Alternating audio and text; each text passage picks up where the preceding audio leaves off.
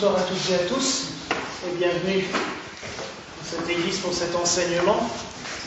Donc je précise que cet enseignement a lieu dans le cadre d'une action bien précise, c'est que nous avons installé la semaine dernière ce lustre qui représente la Jérusalem céleste, qui était courant dans les églises romanes, on en voyait régulièrement.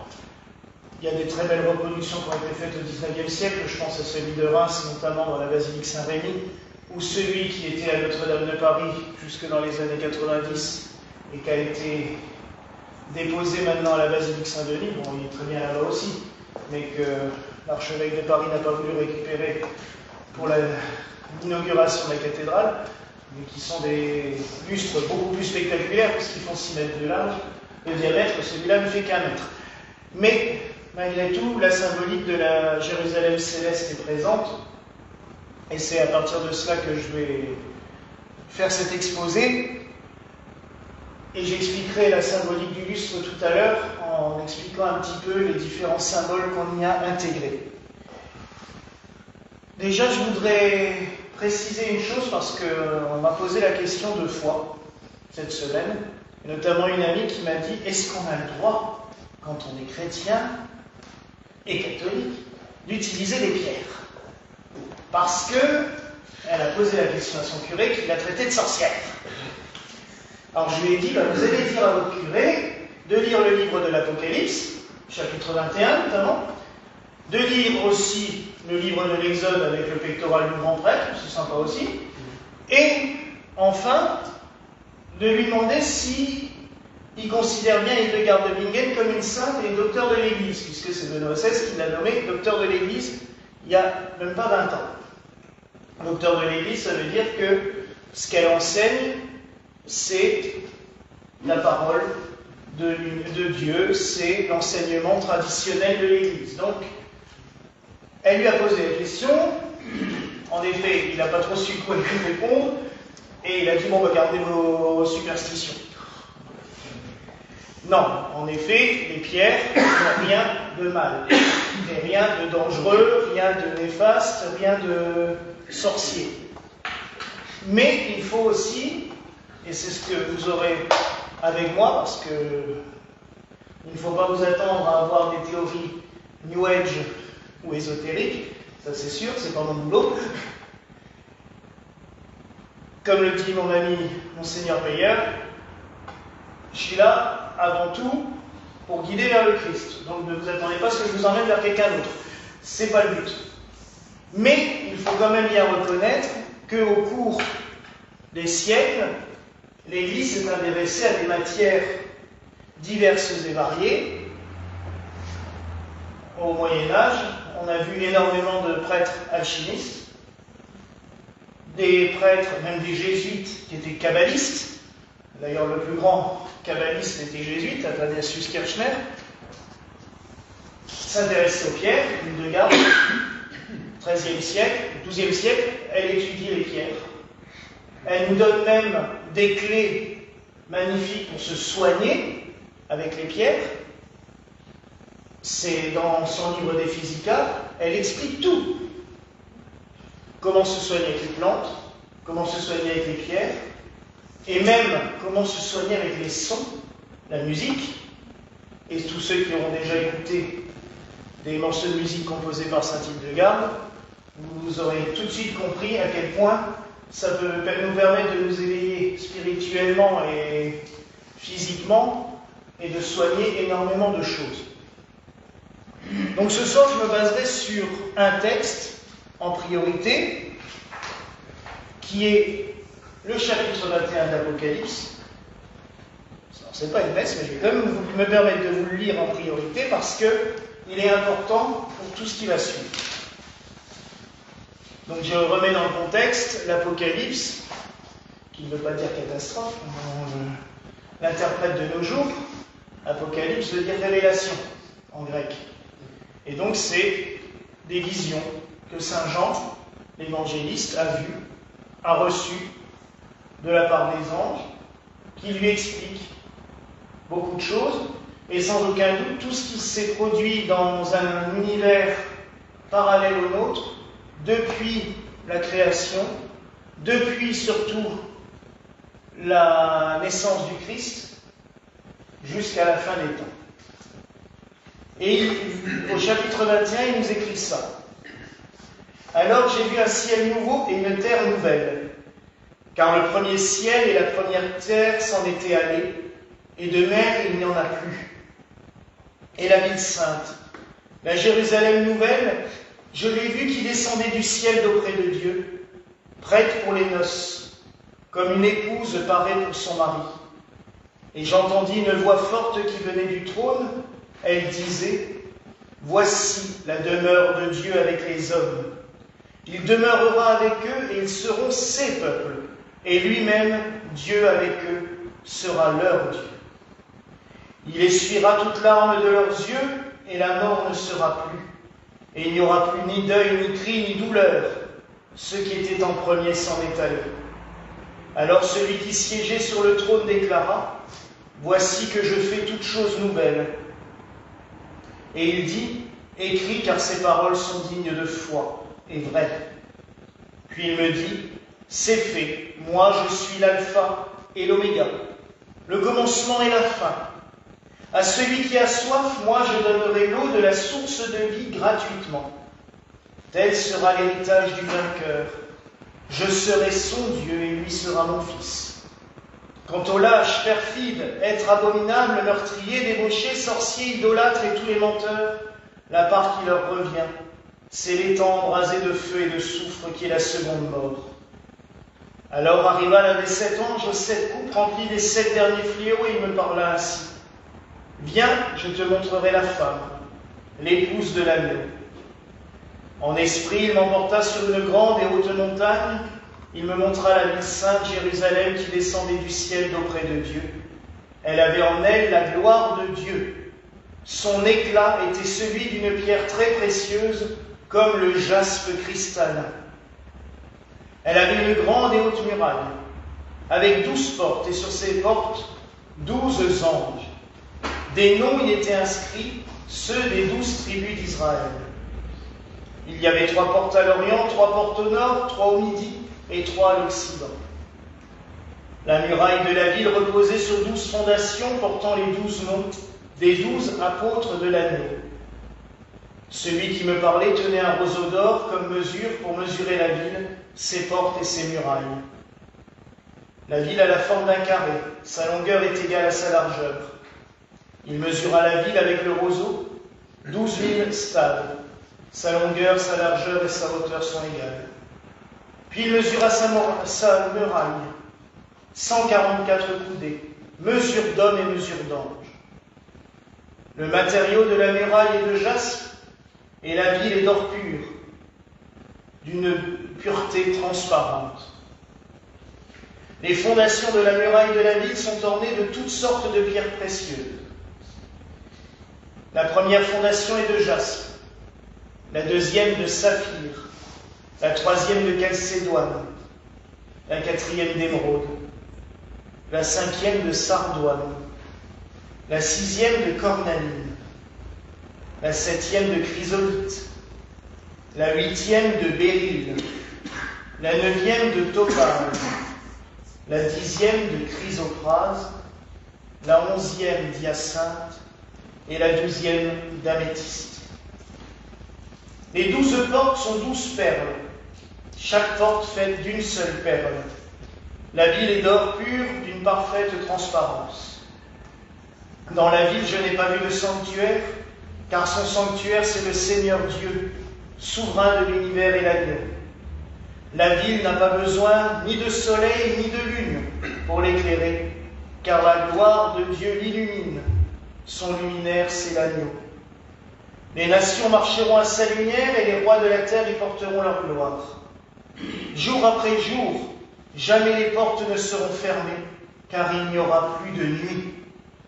On apportera dans la ville la gloire et le faste des nations.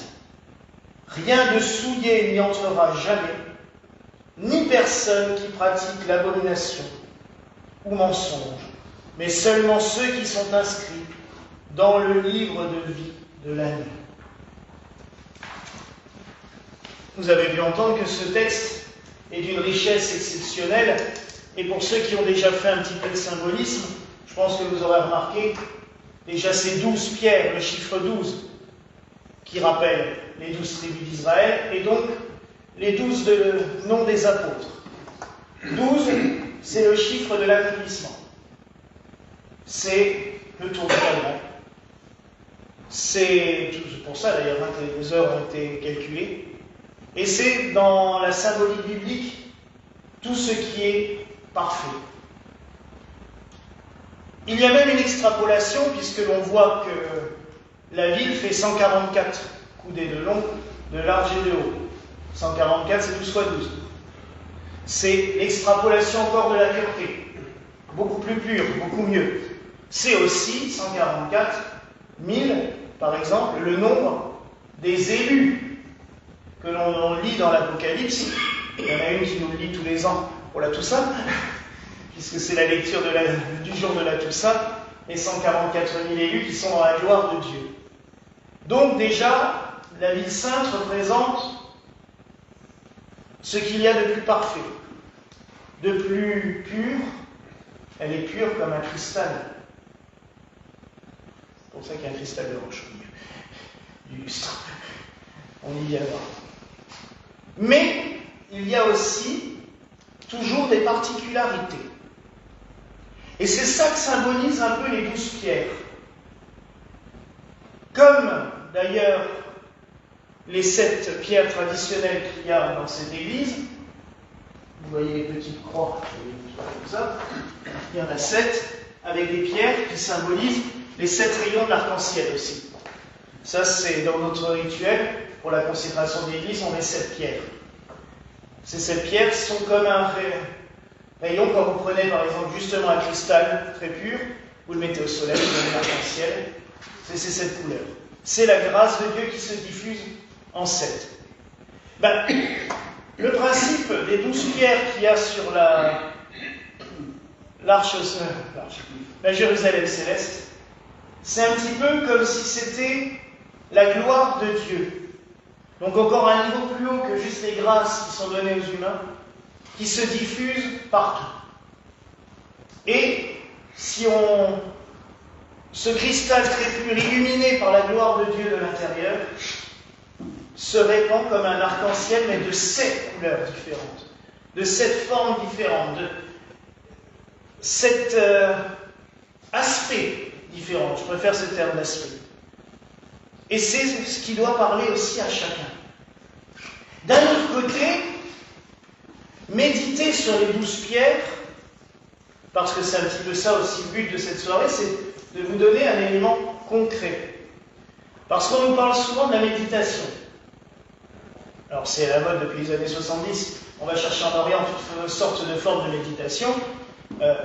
Juste pour info, en Occident, on médite aussi. Je pense à nos frères et sœurs carmes qui font l'oraison 2 à 3 heures par jour. C'est une méditation tout intérieure. On a les éléments pour le faire.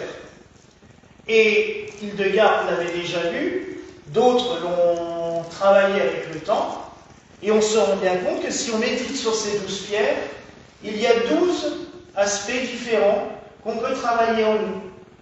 Et ça peut être un travail sur l'année. 12 mois, c'est bien. Si chaque mois, on travaille sur une des vertus ou une des spécificités de chaque pierre, au bout de l'année, on peut avoir fait comme une retraite spirituelle pour pouvoir avancer. Mais non pas là qu'avancer sur le chemin de la vie, même si on a besoin, on est obligé, mais aussi plutôt monter, s'élever spirituellement. Mais je rappelle aussi que c'est des pierres, la terre. Et là aussi, il faut toujours penser que l'éveil spirituel n'a d'intérêt que si on garde les pieds ancrés. Parce que, je l'ai déjà dit dans des homélies, quand on plane à 10 000, après pour redescendre c'est compliqué. Et c'est surtout qu'on commence à faire n'importe quoi. On le voit dans la vie des saints. Vous avez certains saints qui ont été remis en place par leur père spirituel, leur évêque, en disant maintenant ça suffit. Garde les pieds sur terre parce que sinon tu ne serviras plus jamais à rien. Et c'est pour ça que les pierres nous ramènent aussi quand même à quelque chose de concret. Puis il faut bien reconnaître que je contemple et j'adore la création tout entière de ce que le Seigneur a fait. C'est merveilleux quand on regarde une fleur, une plante, des animaux, puisqu'ici les gens viennent avec leurs animaux, n'est-ce pas? Parce que la petite chienne qui était là juste avant, elle vient plusieurs fois par semaine nous rendre visite. Ben, c'est qu'avec ses bonbons. Mais contempler Dieu dans toute sa création. Mais les pierres, on pourrait se dire, bah, Dieu a quand même poussé le vice à créer quelque chose de magnifique, mais de totalement caché. Parce qu'un caillou, si vous ne le cassez pas en deux, vous ne voyez pas qu'il est beau. Franchement, un galet, de l'extérieur, ça ne donne pas envie. Ou si vous allez en Allemagne, là, il y a certains endroits où on peut chercher des améthystes dans la montagne. Mais si la pelleteuse n'est pas venue vous casser les rochers, vous ne trouverez rien. Et quand vous regardez les rochers de l'extérieur, bon, ouais, bon. Dieu a poussé le vice, entre guillemets, à rendre quelque chose d'extrêmement beau, totalement caché aux yeux des humains, pour nous pousser à le chercher, mais aussi pour nous pousser à chercher, nous, la pierre précieuse qui est en nous. Certains mouvements spiritualistes parlent justement de tailler la pierre. Bah, là, c'est plus que tailler la pierre, des fois, il faut carrément qu'elle casse pour qu'on voit ce qu'il y a de beau dedans. Et ce travail que les 12 pierres de la Jérusalem céleste peuvent nous aider à faire, c'est justement de trouver cette pierre précieuse qui est nous-mêmes. Parce que, je vous le rappelle aussi, nous sommes toutes et tous précieux aux yeux de Dieu. C'est ce qu'il nous dit à plusieurs reprises. Tu es précieux à mes yeux. Mais des fois, on est caché aussi. Parce que la vie aussi fait qu'on se cache. On a besoin des fois de vivre, de faire ça, de bien s'entourer, de presque bétonner bien autour de nous pour que surtout on se protège de tout. Mais pendant ce temps-là, les autres ne voient pas qui on est au fond de nous-mêmes, et même nous, des fois, on ne le voit pas. Alors je vais voir chacune des pierres avec vous. Je peux même vous les montrer en photo, parce que je les ai fait assez grands. J'entends bien, je suis juste en dessous de la première. La première, c'est le jaspe. Alors il y a aussi, j'ai oublié de dire, sur ces 12 mois, il y a 3 grandes étapes, de 4 mois chaque fois, ou de 4 pierres, si vous voulez le faire en plus court. D'abord l'amour de soi, l'amour des autres, et enfin l'amour de Dieu. Parce que ça, c'est quand même quelque chose qu'il ne faut jamais oublier. On ne peut pas aimer les autres si on ne s'aime pas soi-même. Alors c'est pas la peine de sortir le miroir et de vous contempler dedans. On n'est pas narcissique. Mais le Seigneur nous dit plusieurs fois. Aimer son prochain comme soi-même. On ne peut pas aimer quelqu'un si on n'a pas pris conscience de qui on est et si on ne s'accepte pas tel qu'on est.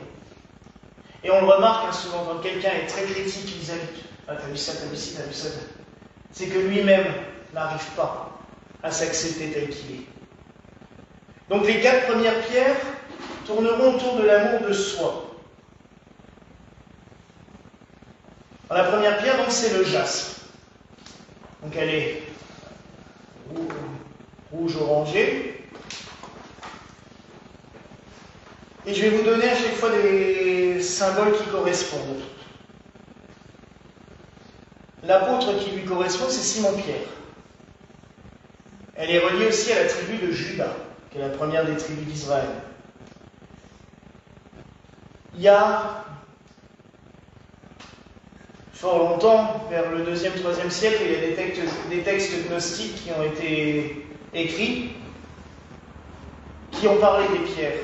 Donc tous les textes gnostiques ne sont pas achetés, ils ne sont pas dans le cadre des Écritures, mais comme les textes apocryphes, il y a des fois, ils peuvent nous aider à éclairer certaines choses. Et le texte gnostique qui parle justement des 12 pierres nous dit que le jaspe est pareil au sombre chaos des origines. Cette pierre nous permet de travailler sur l'amour de soi. Elle est reliée aussi au signe du bélier. C'est la pierre des béliers.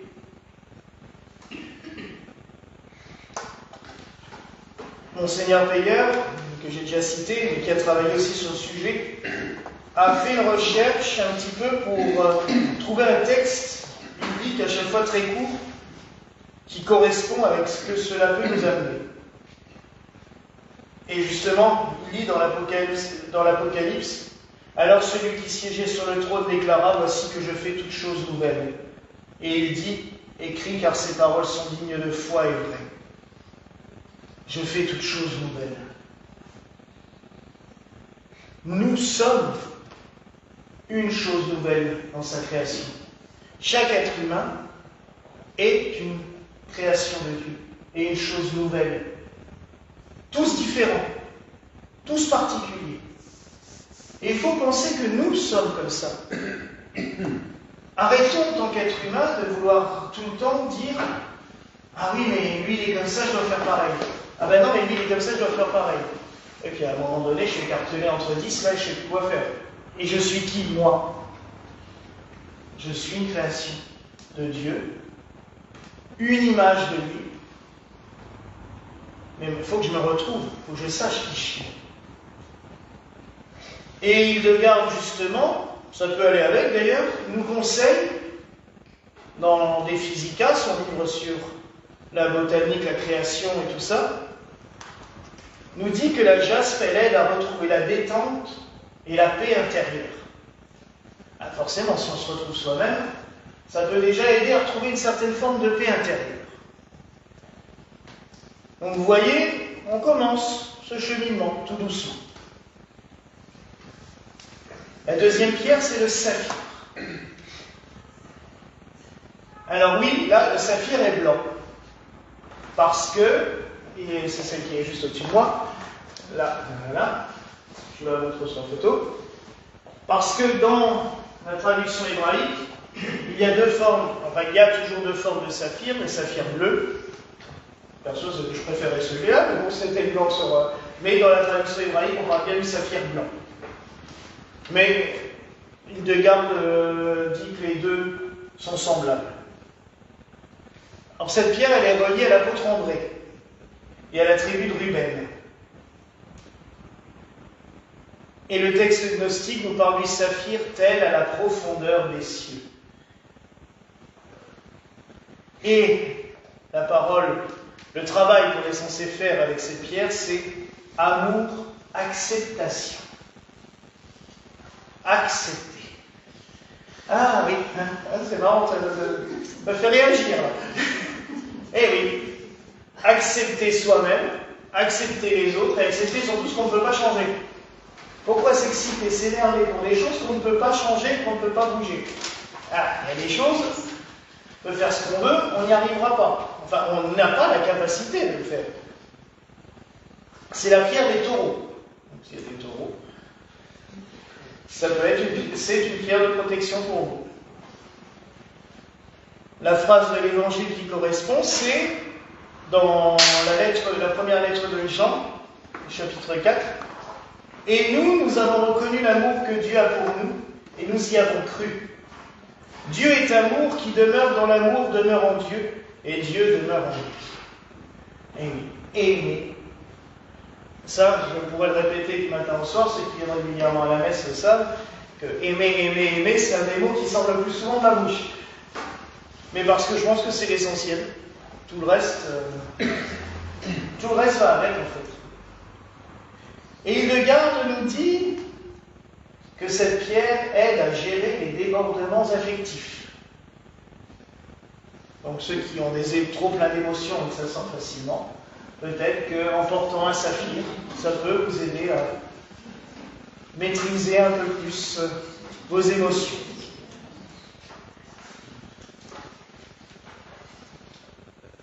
La troisième pierre, c'est la calcédoine. Elle est très belle parce qu'elle a ces couleurs un peu, on dirait le désert, le sable. Ceux qui ont... Calcédoine était une ville de Cappadoce, ceux qui ont été en Cappadoce reconnaissent un peu les couleurs. Apôtre, c'est Jacques, le majeur, celui de Compostelle. La tribu, c'est Gad. Le texte gnostique est un peu plus mystérieux parce qu'il nous dit qu'il y a la couleur de l'éclair et des fluides. Et là, on doit travailler avec cette pierre sur l'amour assurance. Ben oui, une fois qu'on a accepté qu'on est tel que l'on est, ben il faut prendre de l'assurance. Pareil, pas devenir orgueilleux à un but de sa personne et dire de toute façon, moi je le sais, toi t'es un nul. Non. Mais dire, je sais ce que je suis, je sais ce que je vaux, je sais ce que je veux, je sais ce que je ne veux pas. C'est surtout ça qui est souvent plus difficile à dire. Parce que dire ce que je veux, on a tous facilité à le dire assez facilement. Mais dire ce qu'on ne veut pas, on a souvent du mal. Hein. On dit oui à tout le monde, et puis après, mais en fait, je ne voulais pas faire ça. Bah, oui, pourquoi tu... Parce que je n'ai pas osé le dire.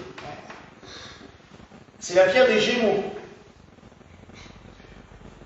Et là, c'est dans le psaume 46 qu'on trouve une très belle phrase. Les chefs des peuples se sont rassemblés, c'est le peuple du Dieu d'Abraham. Les princes de la terre sont à Dieu qui s'élève au-dessus de tous. Oui, on sait ce qu'on vaut, mais surtout on sait ce qu'on vaut aux yeux de Dieu. Et pour Dieu, ça nous ramène aussi justement à ce que je disais, pas l'orgueil, parce qu'aux yeux de Dieu, on est tous pareils. Un SDF, un prince, un président, un roi, aux yeux de Dieu, c'est des êtres humains et c'est ses enfants, ses fils et filles. Et alors là, en parlant d'assurance, tiens, Hildegarde nous dit que la Calcédoine, elle apaise les chagrins et elle aide à verbaliser les non-dits. Ah, tout ce qu'on ne dit pas. Et qui nous bouffe, qui nous ronge, qui nous... Ben, cette pierre-là, elle vous aide. Donc vous voyez, vous allez repartir de là. Vous pourrez prendre, après je vous ai fait un petit résumé à chaque fois des pierres. Je vous donnerai ce que vous voulez, c'est juste pour avoir un petit truc, une petite synthèse, comme ça vous pourrez avoir... Ce sera plus simple parce que de se souvenir de tout ce que je raconte, même si vous le retrouvez en vidéo, c'est toujours mieux d'avoir une petite synthèse. Donc verbaliser les non-dits. Voilà. Ça me parle beaucoup, ça aussi. La quatrième, c'est l'émeraude. Bon, celle-là, on la connaît bien. L'émeraude, on la voit. Hein. C'est quand même une superbe pierre qui souvent coûte cher quand elle est taillée. Alors étonnamment, si vous la prenez brute, elle coûte presque rien. Alors dès que c'est taillé, une émeraude, ça prend des proportions terribles. Apôtre, c'est Jean, celui à qui on doit l'Apocalypse. La tribu, Asher. Le texte gnostique nous dit « ainsi que les étoiles neuves ». Et la vertu à travailler, l'amour, renonciation. Et il y a des fois, par amour, on est obligé de renoncer à certaines choses. Laisser partir l'autre, ça arrive. Renoncer à certaines choses pour soi-même aussi. Et c'est vrai, la vie est souvent, tout le trajet de notre vie est souvent des renonciations. Ben oui, mais là, qu'est-ce que je dois faire? Est-ce que je dois choisir ça ou ça? Ben oui, je ne peux pas garder les deux, je ne peux pas faire les deux, je ne peux pas tout faire. Vous êtes peut-être tous arrivés à dire à un moment donné, je ne peux pas tout faire, j'arrive plus là. Et on est obligé de renoncer. Alors ça fait mal, mais ça nous aide aussi à avancer. Parce que sinon, on se charge de mauvaises pierres, je dirais. Le sac à dos, il est plein de cailloux, là on n'arrive plus à avancer. Donc il faut des fois renoncer pour avancer. Et alors je dirais que par rapport à la renonciation, la phrase qui vient aussi de la lettre de Saint Jean nous dit « Mais si nous marchons dans la lumière comme il est lui-même dans la lumière, nous sommes en communion les uns avec les autres, et le sang de Jésus son Fils nous purifie de tout péché. » C'est-à-dire que ça léger, nous aide à avancer. Et que de toute façon, si nous marchons dans la lumière, c'est quand même beaucoup plus simple pour tout. Vous l'aurez déjà remarqué, si on est, je sais pas, certains ont peut-être déjà fait l'expérience, mais quand on fait des choses mauvaises pour nous-mêmes, pour autrui, on sent bien qu'à un moment donné, on n'avance pas. On creuse, on s'enfonce, ou on recule, mais on n'avance plus. Et là aussi, Hildegard nous dit que cette pierre favorise la paix intérieure, encore une fois, et l'harmonie. Parce que oui, justement, des fois, on doit renoncer à certaines choses pour retrouver son harmonie, sa sérénité. Donc voilà les 4 premières pierres qui sont ce travail sur l'amour de soi. Je pense que vous voyez que ça pourrait déjà faire 4 mois de bon travail, hein, parce que on a tous toujours du boulot à faire. La 5e, c'est la sardonyx. Reflet un peu blanc, brun, assez translucide comme pierre. C'est l'apôtre Philippe, la tribu de Nephtali. Et justement, comme elle a ses couches blanc, brun, le texte gnostique nous dit c'est semblable aux couches de la terre. Et là, nous commençons à travailler donc sur l'amour de l'autre. Ah oui, une fois qu'on s'est accepté, on peut commencer à travailler sur les autres. Je ne dis pas que c'est facile. C'est le signe du lion. Et la lettre aux Romains nous dit l'amour ne fait rien de mal au prochain. Donc le plein accomplissement de la loi, c'est l'amour. Voilà. Donc en gros, c'est facile pour jauger. J'ai envie de lui faire du mal, ou je lui ai fait quelque chose de pas bien, c'est que je ne l'aime pas. Si je n'ai pas envie de lui faire du mal, c'est que ça commence à être bon signe. Alors ça ne veut pas dire de sauter au cou de tout le monde pour l'embrasser, je sais que c'est pas évident, dans notre monde actuel c'est souvent compliqué, et la phrase, ça aussi je fais souvent rire dans les homélies, quand même la phrase la plus dure c'est quand même aimer vos ennemis, hein, souvent c'est, on a du mal, hein, c'est compliqué, mais déjà si on ne leur veut pas de mal, c'est déjà un bon pas vers une forme d'amour. Vous savez, l'amour n'est pas forcément passionné et à enlacer tout le monde, non. Mais de ne pas vouloir leur faire de mal et de se dire, bah, voilà, moi, ils m'ont fait du mal, c'est tant pis, c'est fait. Non, je passe à autre chose, mais moi, je ne leur en veux pas. En tout cas, je ne leur ferai pas de mal. Ça, déjà, c'est un bon progrès. Et justement, Hildegard nous dit que cette pierre favorise le discernement et elle stimule l'intuition. Pour ceux qui veulent travailler sur leur intuition, n'hésitez pas à prendre une sardonyx. La suivante, c'est la sardoine. Alors vu comme ça, elle ressemble un peu au jaspe, mais c'est plus vif la couleur. C'est l'apôtre Barthélemy, la tribu de Manassé. Et le texte gnostique nous parle de comme la matière refroidie. C'est vrai que quand on prend certaines pierres de lave à certains endroits, pas depuis longtemps parce qu'elles sont toutes noires, mais quand ça commence juste, la lave qui refroidit tout doucement, elle prend une teinte orangée comme cela. Et là, c'est l'amour-respect. Respecter. C'est tout simplement de pouvoir avoir la force, parce qu'il faut cette force, de dire je ne suis pas d'accord avec toi. Je ne partage pas du tout ton opinion, mais je la respecte. Je ne m'opposerai pas, je n'essaierai pas de te faire changer, je respecte tel que tu es. Respecter la personne dans ses choix. C'est dur, parce que forcément, on aimerait que tout le monde soit à notre image. Enfin, personnellement, si c'était la mienne, ce serait un bon bordel. Mais, bah, voilà, il faut être franc. Mais on aimerait, c'est vrai, quand même, ça serait plus simple. Mais ça n'existera jamais. Puis entre nous, si tout le monde était pareil et tous des clones, mais qu'est-ce que ça serait chiant, la vie sur Terre. Parce que bon, j'aime bien les bisounours, mais heureusement qu'il y avait l'autre qui essayait de leur faire du mal, là, l'espèce de bonhomme glaçon qui essayait de leur faire du mal, hein, parce que sinon les bisounours, la vie, t'es un peu lassante à force. Eh oui, la vie humaine, c'est une vie de relation, et on est obligé des fois de rencontrer des gens, et oui, on n'est pas d'accord. J'en ai parlé cette semaine, quelqu'un m'a dit, tiens, t'es toujours ami avec ce type. Je dis, bah oui. Mais pourtant, il est totalement en opposition à tout ce qu'on fait. Je dis, bah oui, mais c'est mon ami quand même. Je le respecte tel qu'il est, il me respecte tel que je suis. Des fois, ça frite. C'est arrivé. Mais c'est pas pour ça que je serai plus son ami.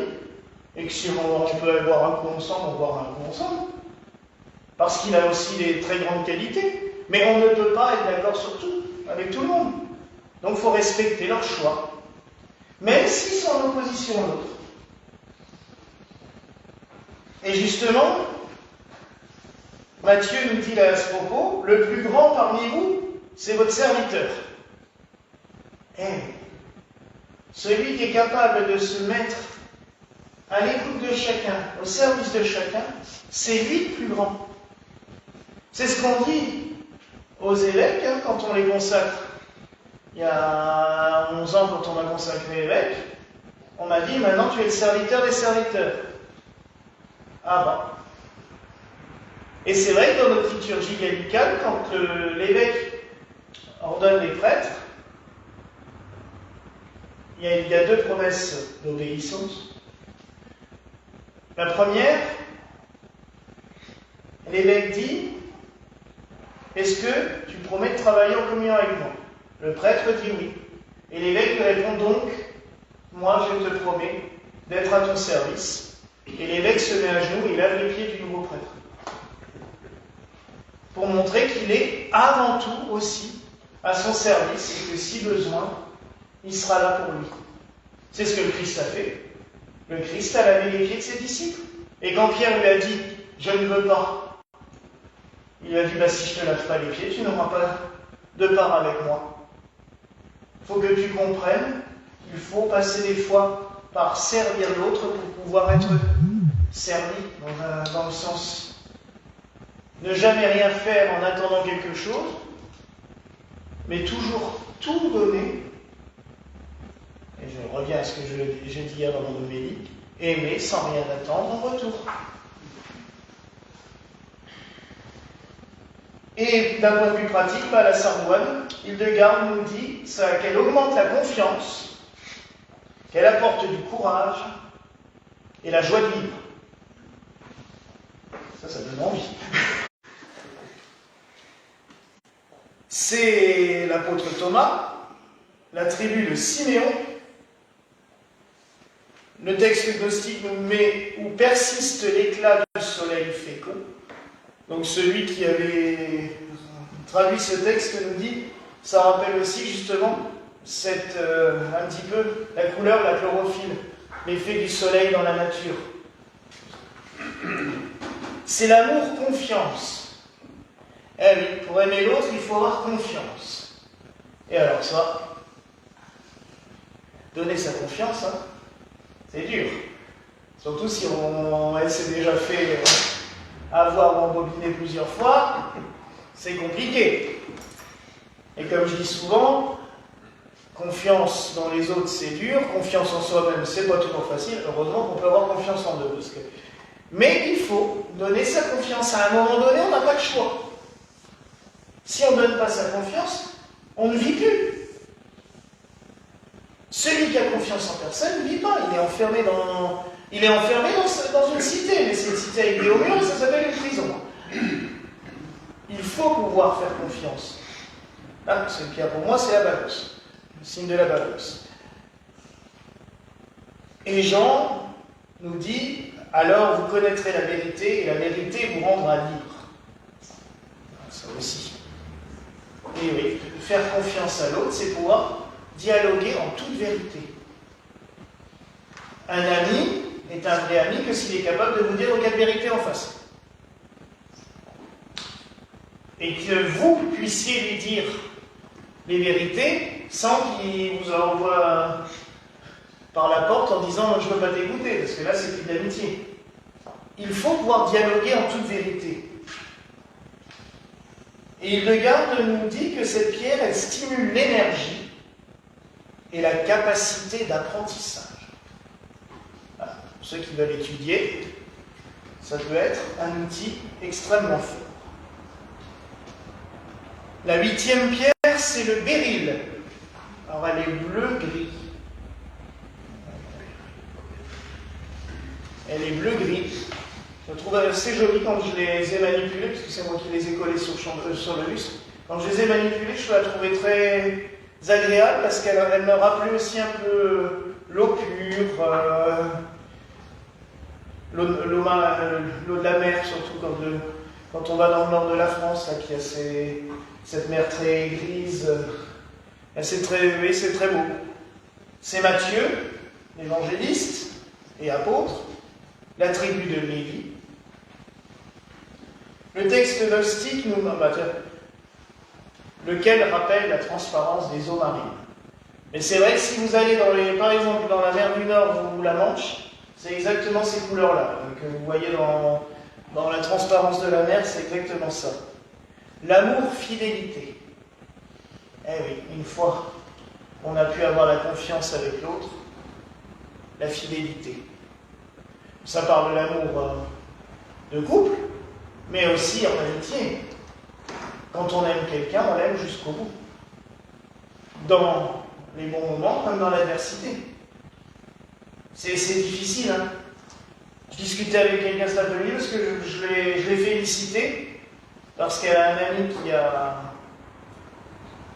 sombré de plus en plus, et qui a fait une grosse connerie il y a 2 ans. Et en fait, tous ses amis se sont répandus un peu partout en bavant dessus. Ah, je le savais que ça allait finir comme ça, on le savait. Ben, si vous le saviez, pourquoi vous ne l'avez pas empêché? Elle, non, elle est restée fidèle. Et elle continue à l'appeler tous les jours, à prendre de ses nouvelles, à s'occuper de lui. Je dis, ça c'est beau, la fidélité. Et c'est souvent ce qui manque à notre monde. Les amis, le moindre problème qu'il y a, pouf, on part en courant. On sait que ce n'était pas des vrais amis non plus. L'amour, c'est pareil. Combien de fois j'ai des jeunes couples qui me disent « Oh oui, mais il m'a fait ça, je suis parti. » Je me suis dit, bah, mais non. Heureusement que nos grands-parents ne faisaient pas pareil. La fidélité, c'est ce qu'il y a de plus difficile, je trouve. Mais même des fois vis-à-vis d'une communauté, ou vis-à-vis on est dans une association, on les adopte, et du jour au lendemain, on va dessus. C'est plus de la... Qu'est-ce que tu avais comme intérêt alors? La fidélité, c'est rester ancré dans quelque chose. C'est...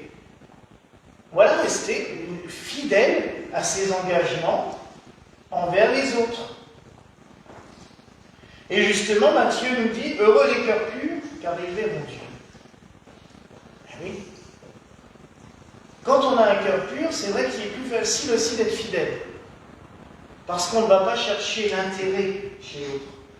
Qu'est-ce qu'il peut nous rapporter? Ah ben il ne me rapporte plus rien, je m'en vais. Non, si on l'aime avec un cœur pur, bah on l'aimera malgré tout. Malgré les difficultés, malgré les problèmes, malgré les ennuis qui peuvent nous coûter, parce que c'est vrai que des fois, une amitié peut nous entraîner aussi dans les problèmes. C'est dur, hein? Et je dirais que Hildegard l'avait bien ressenti aussi comme ça, parce qu'elle nous dit que ça favorise la ténacité et l'ambition. Et l'ambition dans le bon sens aussi. Mais la ténacité, c'est-à-dire de pouvoir rester fidèle, justement, accroché. Quand on prend un engagement, vous savez, on le voit de plus en plus, et je pense que le monde matériel qu'on vit actuellement le fait beaucoup. Vous avez remarqué, peut-être aussi autour de vous, combien de fois les gens s'engagent. Ils sont tout feu, tout flamme pendant 1 an, 2 ans. Puis tout d'un coup, et comme s'ils n'avaient rien fait pendant 3 ans, ou 2 ans. Oh bon non, c'est fini. Bah, pourquoi tu t'es engagé là-dedans alors? On n'arrive plus à tenir sur la durée quand on prend un engagement. Je sais que c'est pénible. C'est dur. Vous savez, une fois on m'a posé la question, ça va vous faire sourire. On m'a dit, mais dans l'église gallicane, vous prenez votre retraite à quel âge? Je dis, oh, bah, chez nous, c'est jusqu'à ce que mort s'en suive. Je dis, bah oui, comme on n'est pas salarié, de toute façon, on fait ça pour la gloire. Enfin, même pas. Mais j'ai dit, ça sera jusqu'à ce que l'on s'en suive. Ah, moi, je pourrais jamais. Je dis, bah oui, ça c'est une vocation aussi, c'est dur. Et c'est sûr que c'est pas évident. Mais à un moment donné, il y a aussi beaucoup d'aides qui permettent de tenir le coup. Et c'est pour cela aussi que méditer sur ces choses-là, la prière et tout ça, nous permet de tenir le coup sur la durée. La fidélité, ça s'entretient, ça se nourrit. Et donc là, on a refait une étape de 4 qui nous ont aidés à aimer l'autre. Et maintenant, on va pouvoir passer au niveau supérieur. Aimer Dieu. Notre union avec lui. Parce que s'élever vers la Jérusalem céleste, c'est bien pour le rencontrer lui. Sinon, c'est pas juste pour planer. Hein. Et là, sur la 9e pierre, c'est la topaze impériale. Je précise, parce qu'elle est orange. Et oui, quand on parle de topaze, tout le monde s'attend à du bleu. Mais non, la topaze impériale est orange. Donc elle est juste... là, si je ne me trompe pas, j'ai bien vu avant. Donc c'est Jacques le mineur, donc Jacques de Jérusalem, l'apôtre, la tribu d'Issachar, et le texte gnostique nous dit qu'il y a la transparence de l'air. C'est vrai que c'est, quand vous la mettez à la lumière, c'est celle qui est vraiment la plus transparente possible. On voit vraiment à travers. Maintenant, c'est l'amour de Dieu. Aimer Dieu. Beaucoup diraient, monsieur, c'est facile, moi je l'aime. Tu l'aimes comment? Quand tu as un problème, tu lui demandes? Oui, très souvent. Quand tu vas bien, tu le remercies? Oups, là j'ai oublié. Tous les matins, tu le remercies d'être là? Tous les soirs, tu le remercies d'avoir passé cette journée? Ah, c'est plus difficile aussi ça. Et après, je reviens généralement avec cette question, mais quand tu as des soucis, ah là, je prie. Ben. Et quand tu as été exaucé? Ah, okay. Aimer, encore une fois, sans rien attendre en retour. On doit avoir une union avec Dieu qui doit être sans attendre quelque chose en permanence. Alors c'est vrai, on attendrait tout de lui. Forcément, moi personnellement aussi. Hein. Et je peux vous dire que je le harcèle du matin au soir. Hein. C'est un peu mon boulot. Pour moi, pour vous tous, pour tous ceux qui demandent. Mais d'un autre côté, quand il n'obéit pas, parce que c'est ça le pire, c'est que des fois les humains, on voudrait que Dieu obéisse. Ben, quand il n'écoute pas ou qu'il ne répond pas assez vite, il ne faut pas non plus tout de suite être en colère contre lui. Je vais prendre un exemple encore qui fera sourire quelqu'un.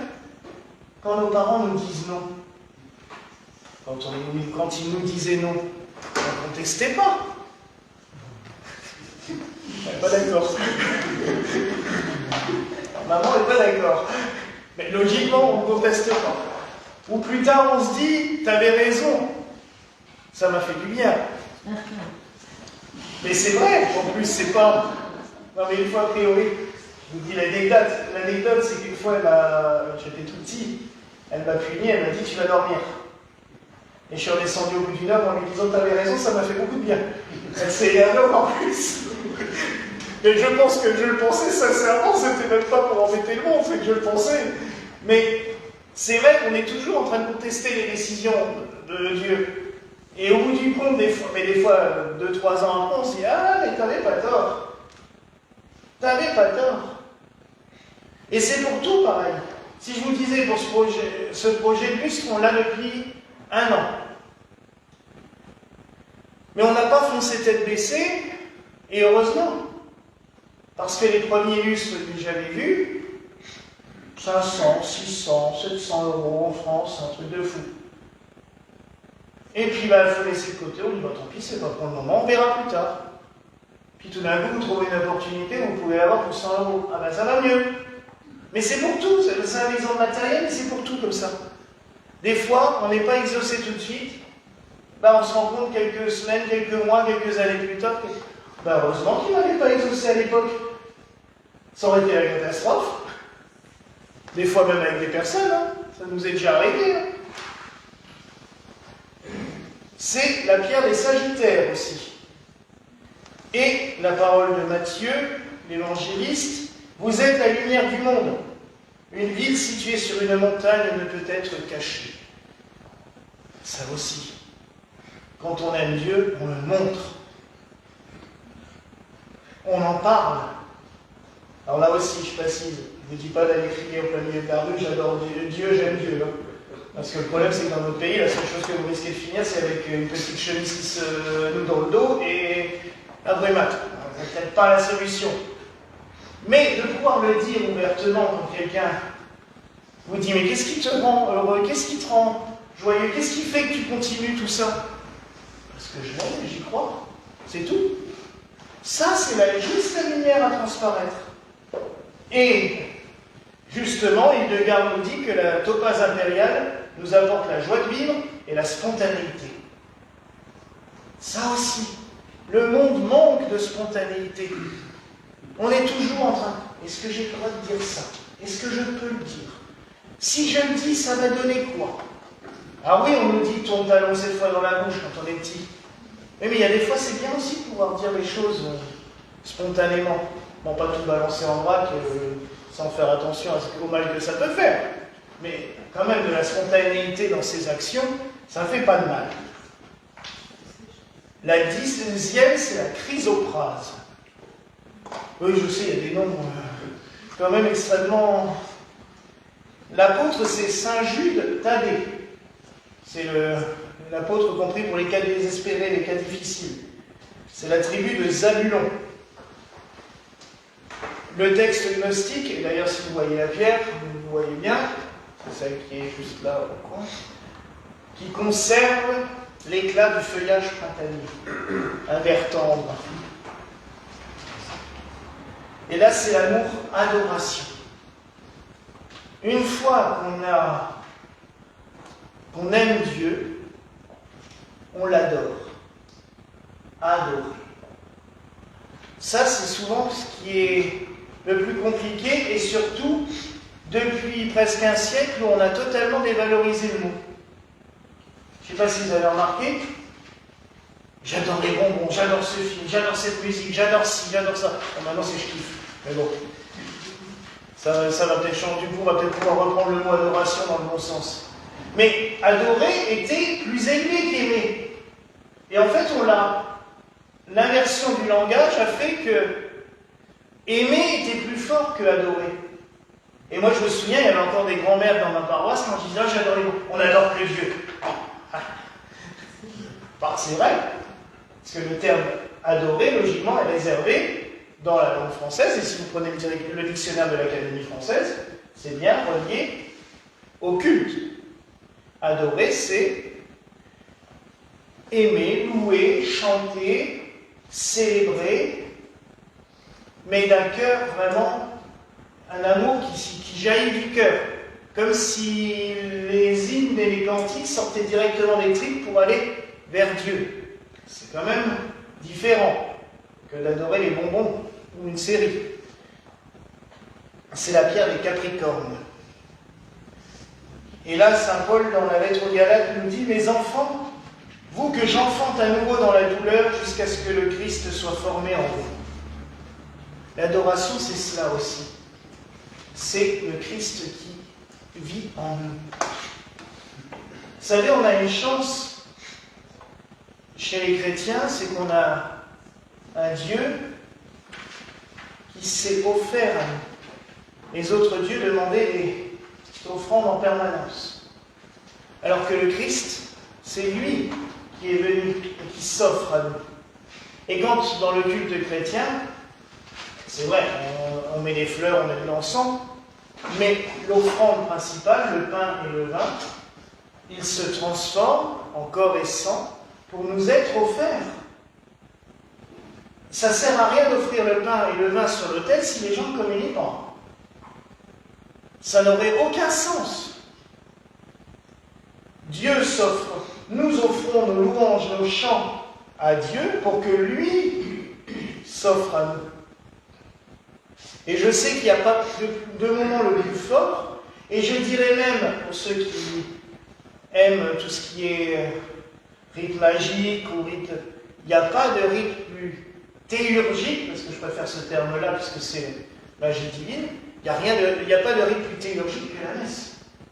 Parce que tout se met en forme. Les éléments, il y a le feu, il y a l'air, l'eau et la terre qui sont mis en forme pendant la messe. Le pain vient de la terre, le vin aussi, il y a l'eau, puisqu'on met de l'eau, le feu et l'encens symbolise l'air. Tout est mis en forme pendant la liturgie et on offre tout cela au divin qui, lui, nous les rend par son corps et par son sang. Là, il vient vraiment vivre en nous. Et Hildegard nous conseille la chrysopras parce qu'elle alimente le cœur en énergie et elle apaise les émotions trop fortes. Là aussi, l'adoration, ça doit être un dialogue permanent, je dirais un cœur à cœur avec Dieu, mais pas quelque chose qui doit nous étouffer, nous étrangler et nous couper de la réalité. Être juste en permanence. Je pense que le plus bel exemple d'adoration, c'est les moines orthodoxes, les Russes ou les Grecs, qui sont dans la prière en permanence, la prière de Jésus. Seigneur Jésus, Fils du Dieu vivant, aie pitié de moi, pécheur. Ils répètent ça en boucle, à tel point qu'ils ne le récitent même plus, c'est dans leur tête, en permanence.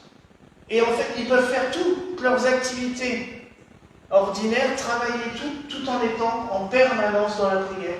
Comme si leur tête et leurs mains étaient occupées sur la terre, mais que leur cœur, lui, était en dialogue permanent avec là-haut. Un autre exemple d'adoration, et je terminerai là-dessus pour ça, mais c'est une phrase d'un paysan qui avait dit ça au Saint-Curé d'Ars. Le Saint-Curé d'Ars, tous les jours, voyait vers 18h un vieux paysan qui posait sa bêche à l'entrée de l'église, qui rentrait, qui s'asseyait, et restait pendant 1 heure dans l'église. Et le curé d'Ars va le voir un jour et lui dit « Père Chaffanjon, qu'est-ce que vous faites ?»« Oh, moi, je l'avise et il m'avise. Je le regarde et il me regarde. » Voilà, il venait se mettre là, il regardait Dieu, il se laissait regarder par Dieu. C'est tellement beau, juste d'être là, assis. C'est pas la peine de vouloir, quand on s'assoit dans une église ou qu'on se met en état de prière, même dans la nature, de commencer à ruminer là-haut des trucs. Non, juste être là, dans la présence de Dieu.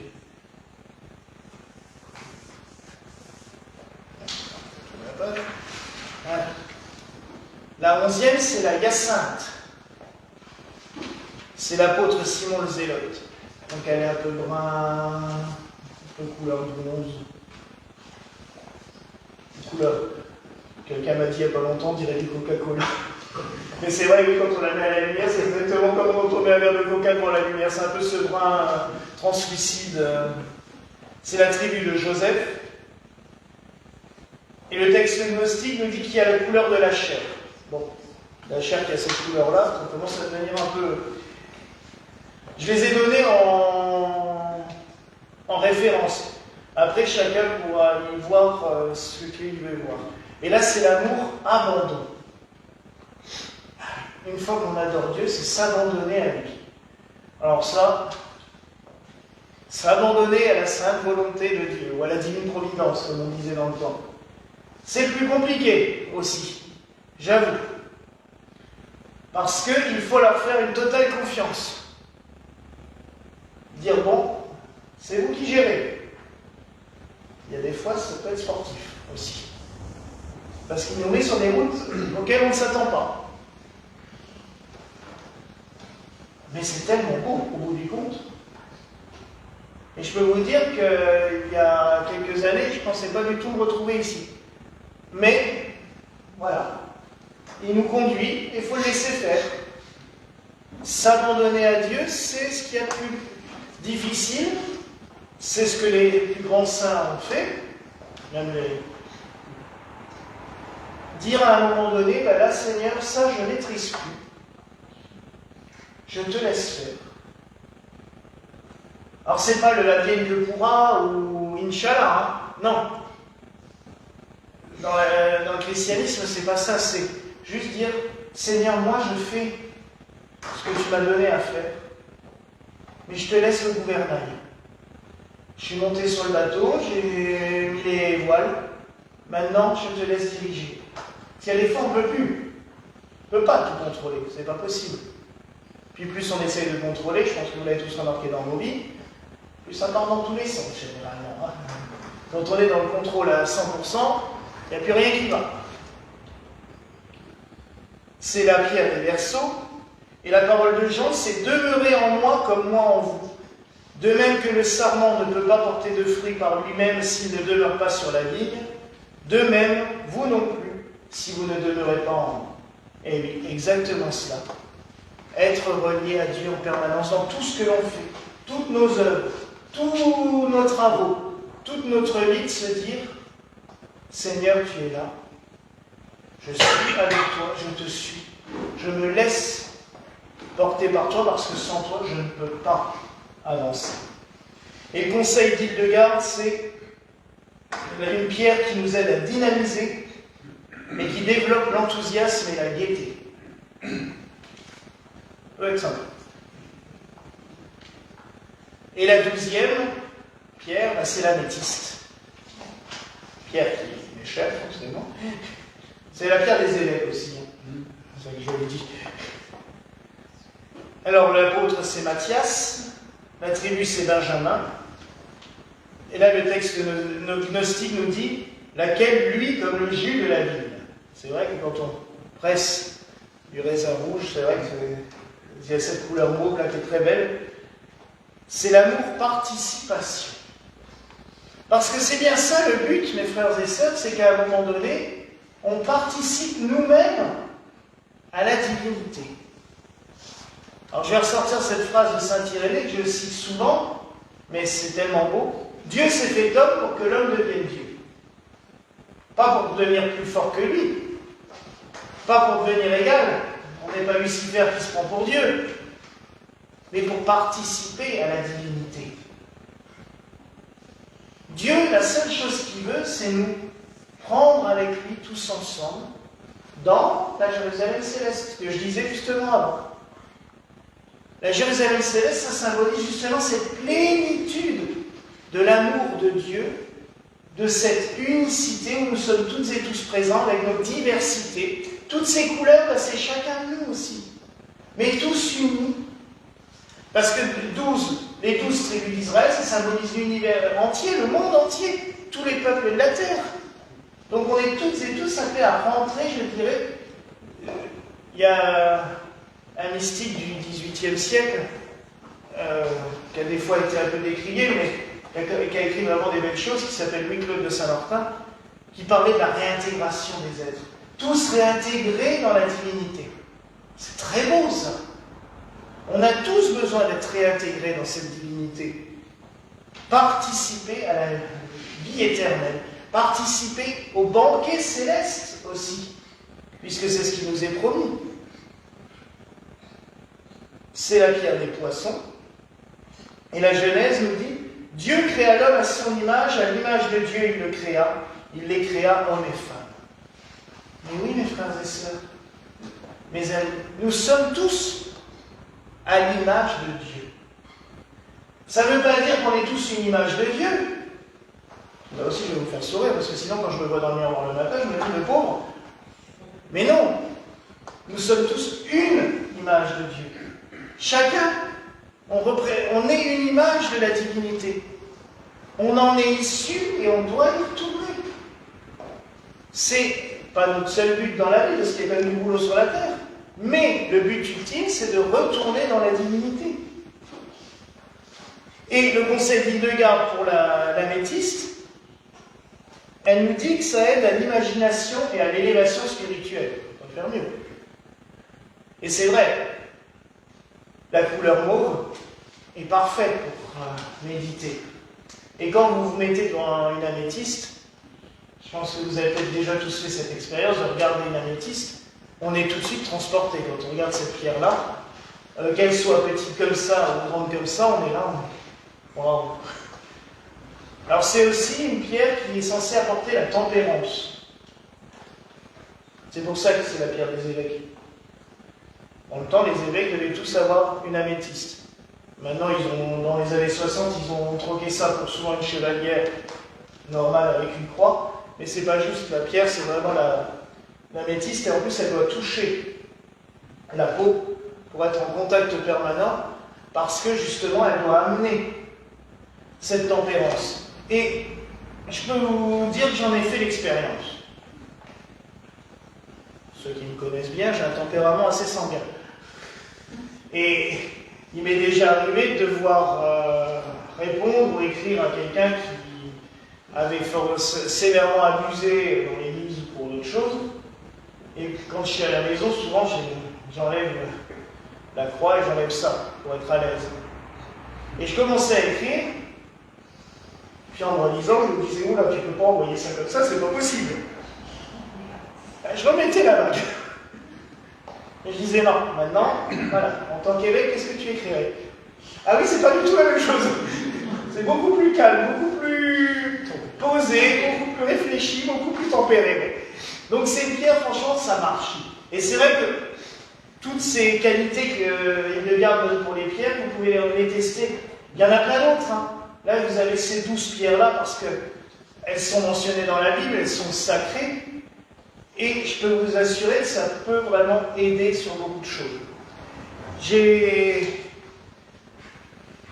Avant de mettre les pierres là-haut, je les avais mis sur un diagramme en forme qui symbolise la Jérusalem céleste, un diagramme, un dessin du Moyen-Âge, qui symbolisait la Jérusalem céleste, centrée avec la croix pour le Christ qui vit au milieu. Et du coup, j'avais mis les pierres dessus. Comme ça. Donc ça, vous l'aurez dans le document, parce que je l'ai fait, j'ai mis exprès le nom des pierres, comme ça vous les retrouvez. Comme ça, et derrière, vous avez le diagramme vierge, comme ça, si vous voulez vous amuser à mettre les pierres dessus pour méditer, ça peut vraiment aider. Moi, je les ai eues quand même pendant 2 mois sur mon bureau, là en bas. J'allais souvent m'asseoir l'après-midi pour regarder, pour prier, pour méditer un petit peu, le temps qu'on installe ça. Alors maintenant, je vais vous expliquer aussi la symbolique. Vous allez me dire, oui, ça représente la Jérusalem céleste, mais tu me montres juste la cadence.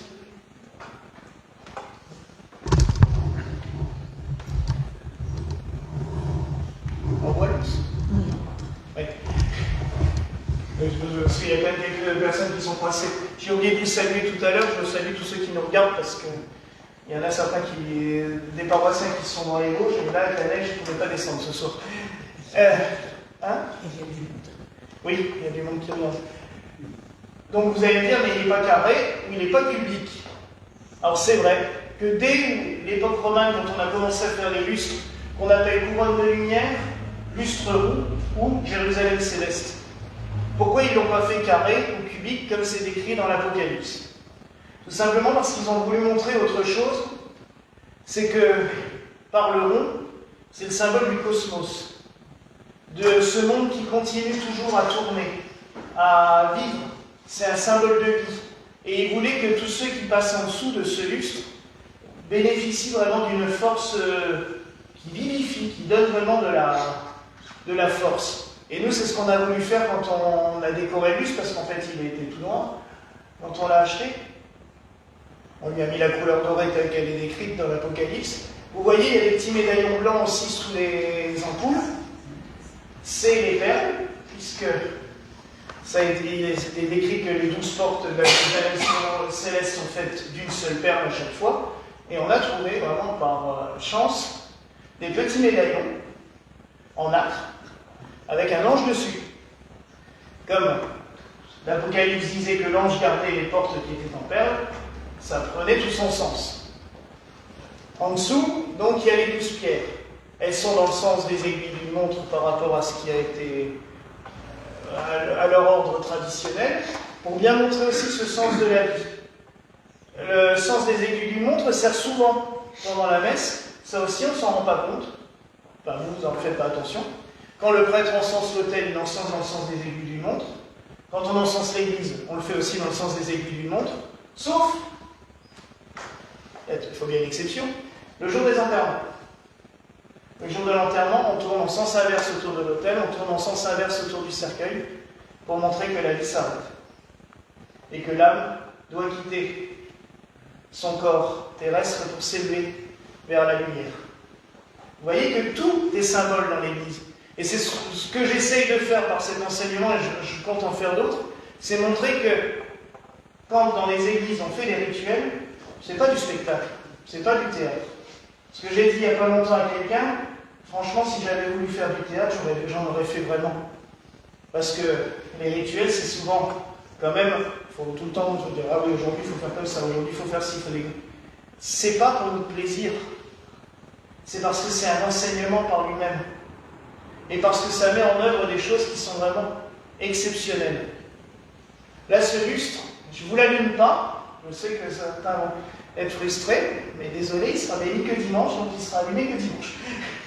On le bénit dimanche matin pendant la messe, et du coup il sera illuminé tout de suite après sa bénédiction, parce que c'est un objet sacré, c'est un objet liturgique, il y a un rituel pour le bénir, comme beaucoup de choses dans l'Église.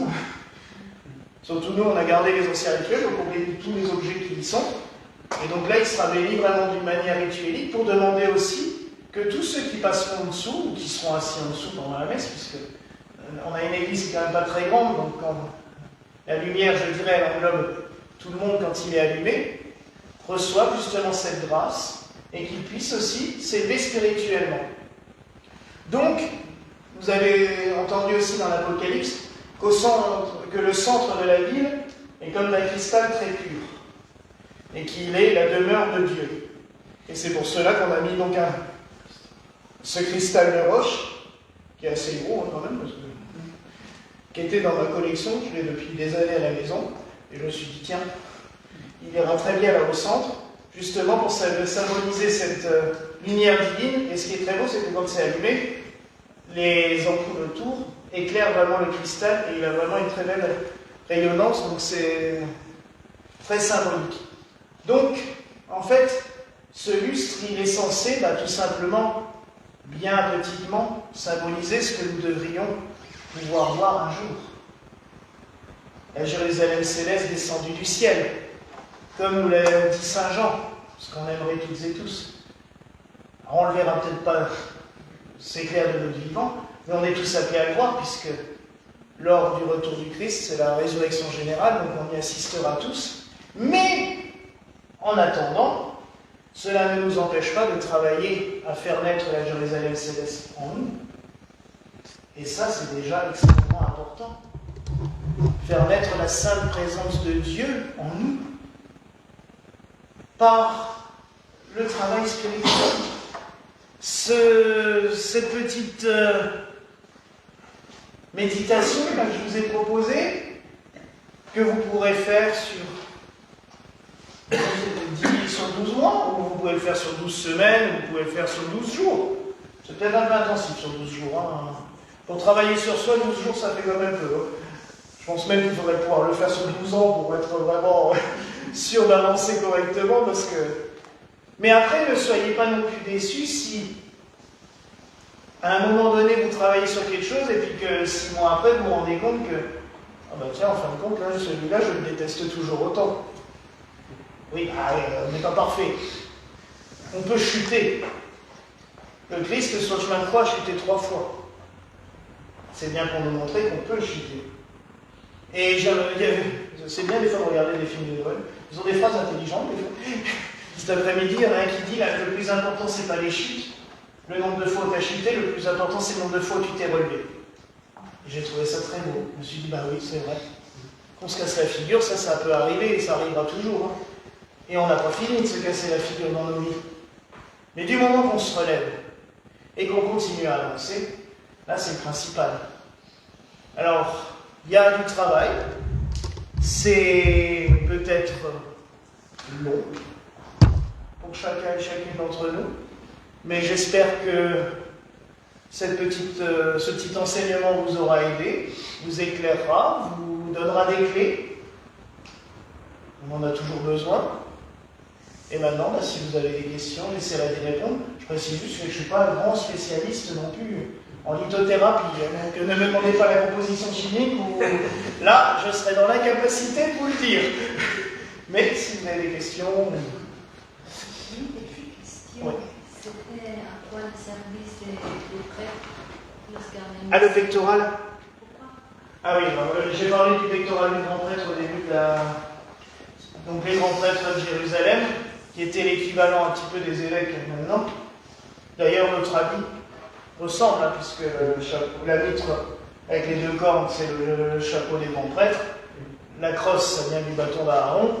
Le pectoral, nous on a la croix pectorale, mais le pectoral, en fait, c'était non seulement pour représenter les 12 tribus d'Israël devant Dieu, puisque le grand prêtre était le seul à pouvoir entrer dans le Saint des Saints du temple de Jérusalem, c'est-à-dire qu'il y avait le Saint où les prêtres allaient faire les offrandes tous les jours, et il y avait un grand rideau, et le grand prêtre était le seul à pouvoir passer ce rideau pour aller devant l'Arche Sainte, où d'après la tradition, Dieu se manifestait entre les deux chérubins qui étaient dans l'Arche Sainte.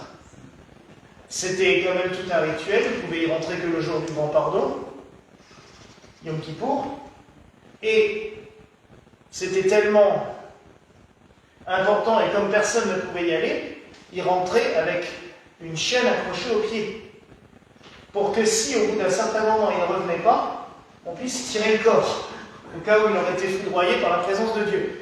C'était quand même... Et en fait, le pectoral lui servait non seulement à représenter les 12 tribus devant Dieu, mais aussi à le protéger, comme c'était en métal et en cuir, à le protéger de l'irradiation que pouvait...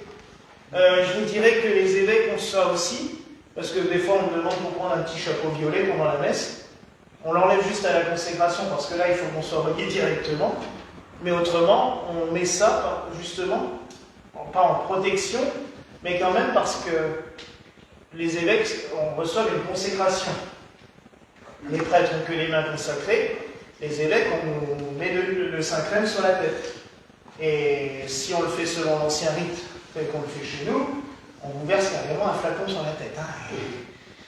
Je vous rassure, j'avais les cheveux très courts. En 11 ans, j'avais pas tout ça.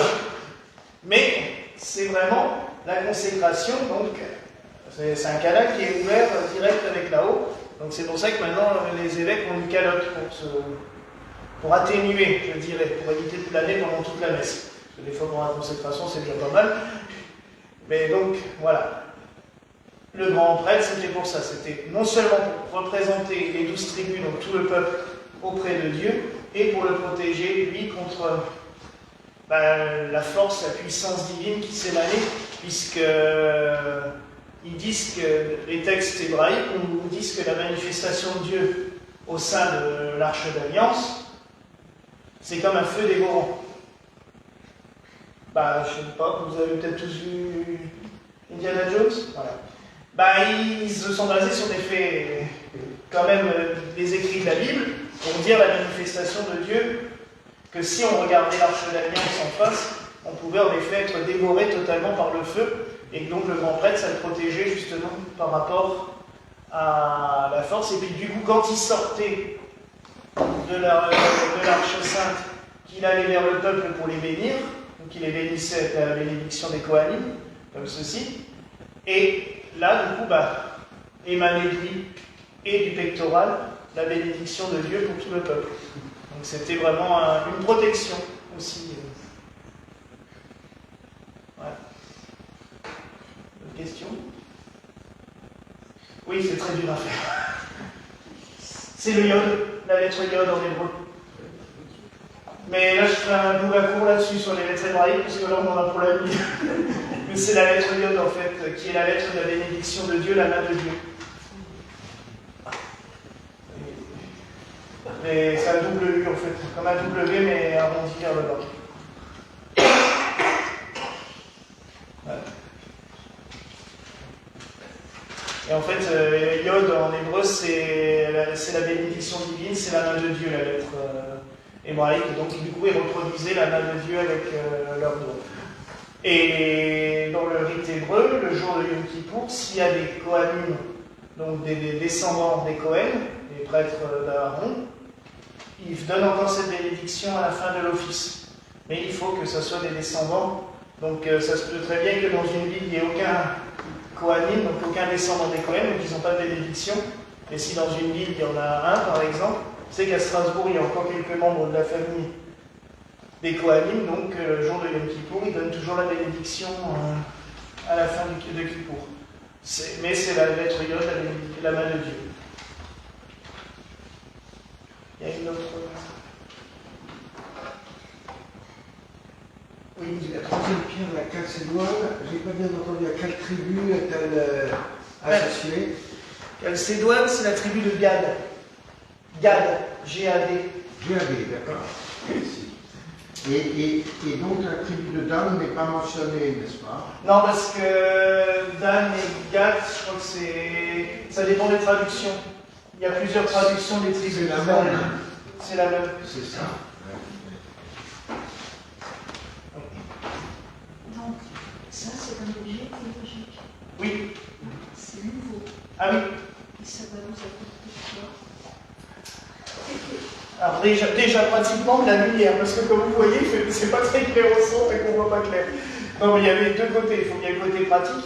Mais d'un autre côté, c'est dans les anciennes églises romanes, justement, il installait pour que lors des grandes fêtes, des grandes célébrations, la bénédiction de Dieu englobe toute l'assemblée. C'est vraiment ce qu'on va lui demander.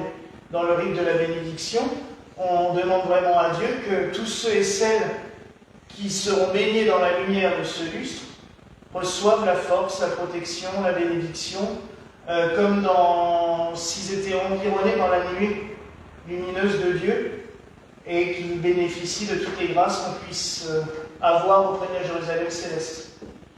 Donc quand il sera allumé, ce ne sera pas en permanence, mais il sera allumé pour que justement chacun et chacune puisse bénéficier d'une bénédiction supplémentaire. Et en fait, c'est vrai que, comme je le disais, rien n'est fait au hasard dans une église. Alors ici, c'est un bâtiment moderne qu'on a récupéré il y a 8 ans. Bon, c'était une église protestante avant. Il a fallu, je dirais, vivifier un peu les choses, parce que les anciennes églises médiévales étaient construites dans le bon sens, avec une bonne orientation. Souvent, les fondations étaient faites de manière très particulière. Il y avait aussi des sources qui étaient bien placées au bon endroit et tout. Tout ça, maintenant, on l'a plus dans les bâtiments modernes. Et puis, quand on est soumis à l'urbanisme, on ne peut plus construire ce qu'on veut quand on veut. Donc, il y a eu, au cours des siècles, et Dieu merci, les prêtres, les évêques, au cours de tous les siècles, ont trouvé des méthodes justement pour donner une force vitale et spirituelle à des lieux qui étaient inertes. Et notamment la consécration, le fait d'utiliser des pierres semi-précieuses pour les croix de consécration, permet aussi de donner cette énergie. Et le lustre permettra de donner peut-être une énergie encore supplémentaire à nos liturgies, à nos célébrations. Et je sais que ceux qui viennent ici régulièrement me le disent, des fois ils se retrouvent ici par hasard, parce qu'on a la station de bus juste devant, donc on a quand même énormément de curieux qui passent dans la semaine. Et chaque fois, c'est la première chose qu'on me dit en rentrant ici, c'est « Waouh, de dehors, on n'a pas l'impression que quand on est dedans, ça... » Mais il faut que ça vivifie sans être non plus étouffant ou trop. Je sais que les personnes sensibles, il y a des sites, par exemple telluriques en Alsace, on ne peut pas rester plus de 3 minutes, parce que ça, comme le rocher au Mont-Saint-Odile, au bout d'un moment, ça commence à chatouiller dans les pieds et c'est très difficile d'y rester. Il faut que ça soit un endroit où on puisse s'apaiser, se régénérer et pouvoir y rester. Donc et ça, j'ai toujours admiré, moi, au cours des siècles, et comme je dis, je trouve ça dommage que maintenant dans les églises, on ne parle plus de tout ça, parce que les prêtres et tous ceux qui faisaient les architectes et tout ça, savaient faire de manière à ce que les églises soient des lieux de soins, d'énergie, de guérison. S'il y a tellement eu de miracles dans les églises, c'était pour les grâces et les miracles que Dieu fait, mais aussi parce qu'on savait les faire de manière à ce qu'elles soient des lieux vivifiants. Des fois, on construisait même les églises sur des lieux énergétiques précédents.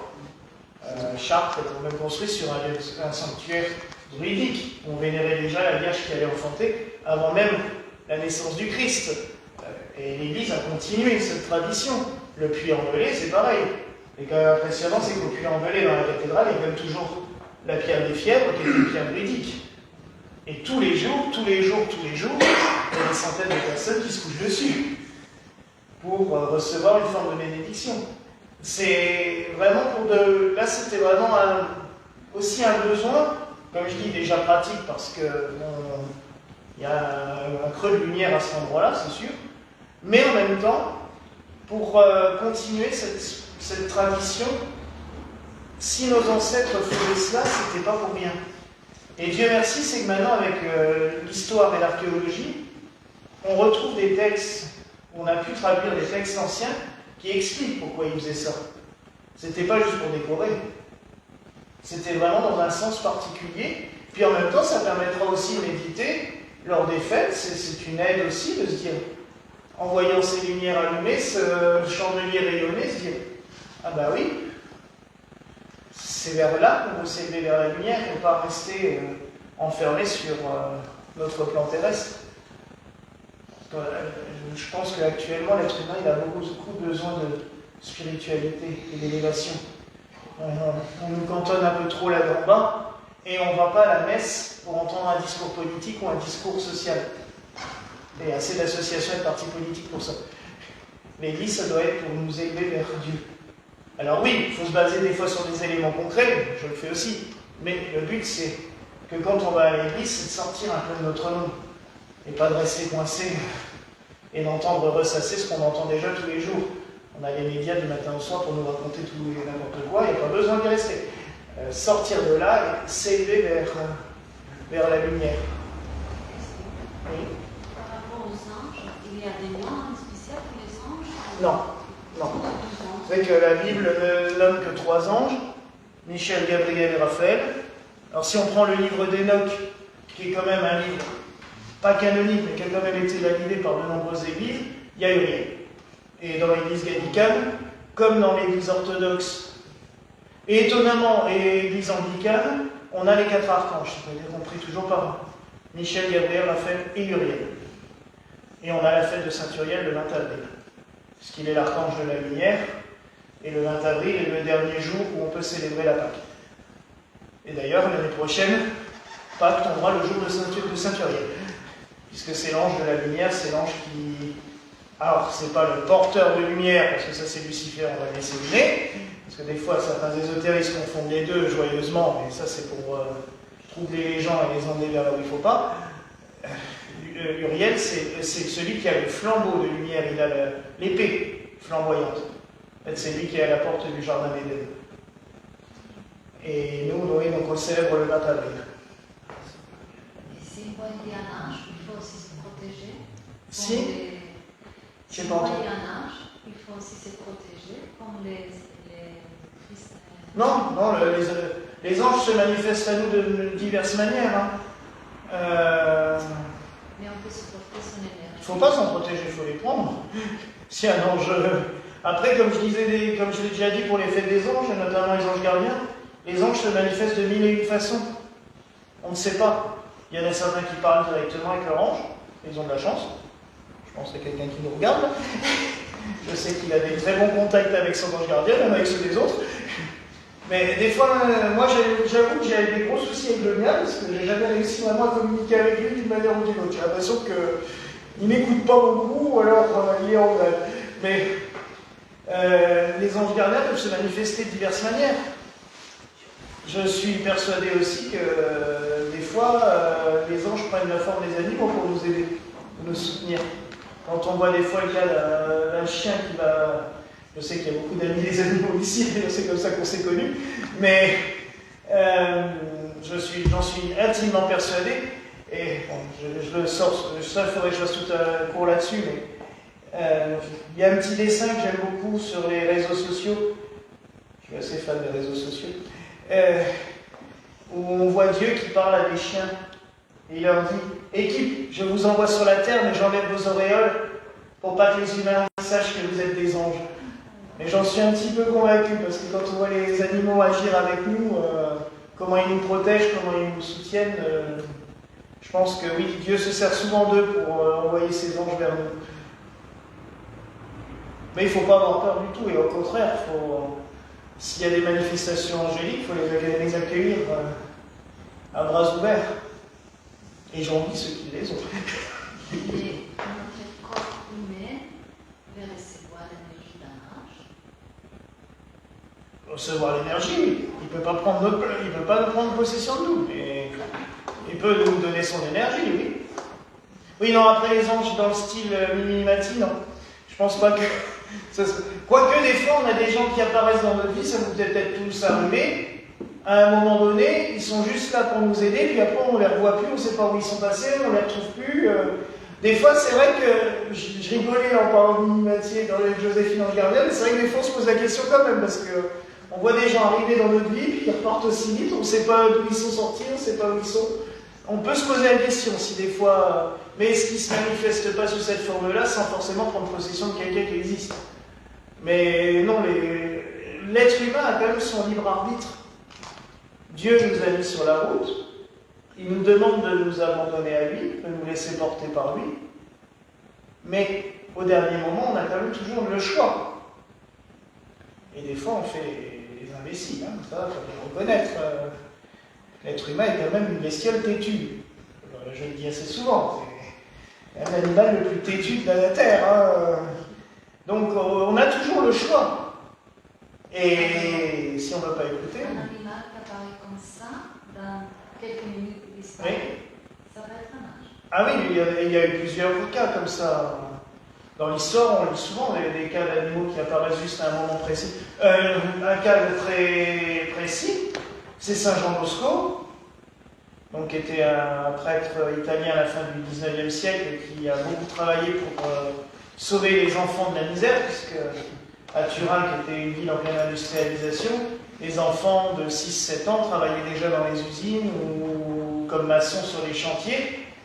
Et Jean Bosco essayait de les sortir de là en les prenant dans son orphelinat qu'il avait fondé, Valloco, et de créer un apprentissage où il leur apprenait un métier, vraiment il leur apprenait quelque chose. Et il a failli être tué à plusieurs reprises parce que ça dérangeait les grands patrons, ça dérangeait l'institution en place, donc on a essayé d'empoisonner, on a essayé de le tuer, on a essayé de le tabasser. Et à chaque fois, il voyait apparaître un chien, un gros chien, qu'il a appelé le gris, parce qu'il était gris, qui courait, qui sautait une fois quand il a failli être empoisonné, qui a attrapé le morceau de pain qu'il était en train de manger pour l'emmener loin. Une autre fois, il était en train de se faire tabasser, il est venu, il a mordu tous les agresseurs. Une autre fois, celui qui voulait le tuer s'est fait mordre au poignet pendant qu'il tenait l'arme. Il a vu 6 ou 7 fois dans sa vie ce chien apparaître et disparaître aussi vite, sans jamais le retrouver dans le quartier, alors qu'il était, à chaque fois, c'était dans le quartier autour de chez lui. Donc là, oui, il a toujours dit que c'était son ange gardien qui apparaissait sous cette forme-là pour le sauver. Donc oui, qu'ils prennent la forme des animaux, il n'y a pas de souci. J'en suis convaincu.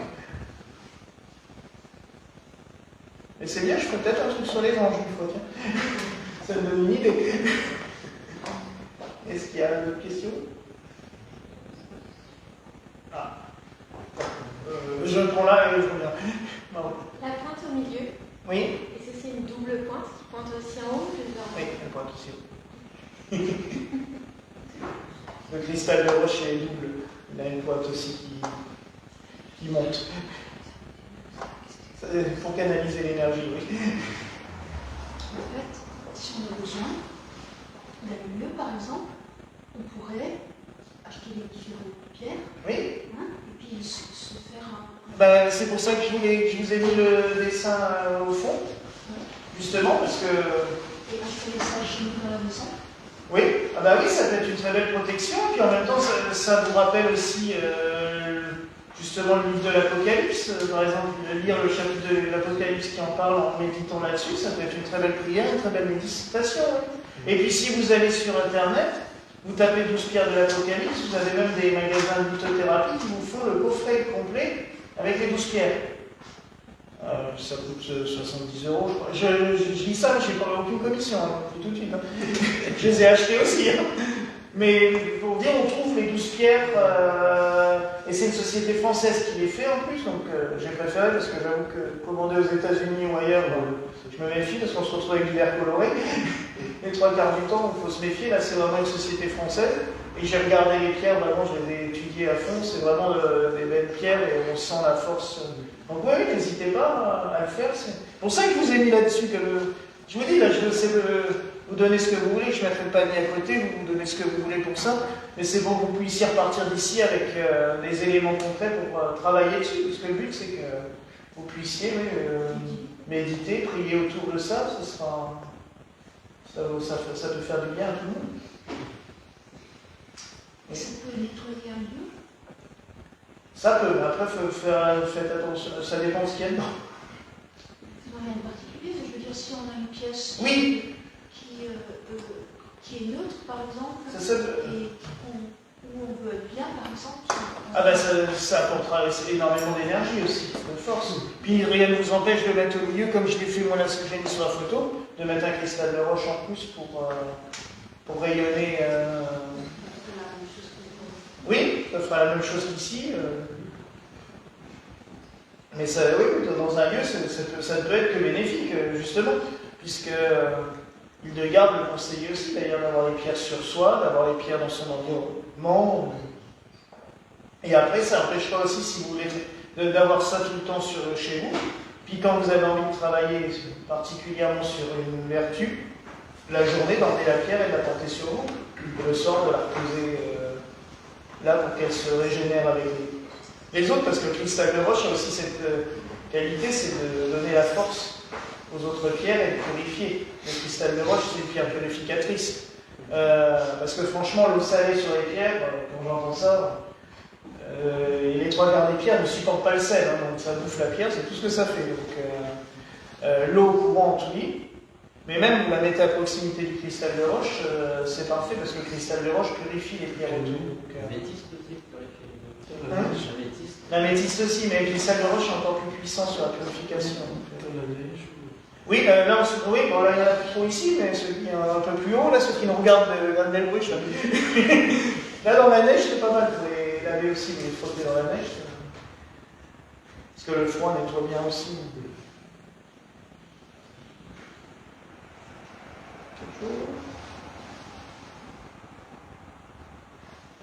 Bon, alors, je vous souhaite une belle soirée. Oui. Je vous souhaite une belle soirée. Ah, vous avez une question? Bon, alors, je vous souhaite une belle soirée. Ceux qui veulent le livrer, et ce qu'on m'avait demandé aussi, la soirée, ceux qui veulent mettre quelque chose en panier, puisque c'est participation libre. Et je vous préviendrai quand je ferai, je ne sais pas encore quand, ni quel sujet, on fera quelque chose, je pense au printemps, nouveau. On va en faire trop souvent, mais une fois tous les trimestres, c'est faire l'enseignement, ça sera bien. Ah oui, quand même, dimanche matin, il y a l'inauguration du lustre, avec la bénédiction. Et petite spécificité, c'est pas spirituel, mais c'est quand même très chouette, c'est que mon amie Jill Manson, la chanteuse, chantera pour la messe, dimanche matin. Elle vient pour un concert à Versailles, et du coup, elle vient dimanche matin pour chanter ici à la messe, à 10h30. On a de la chance de l'avoir comme amie, donc elle participera à la messe dimanche matin.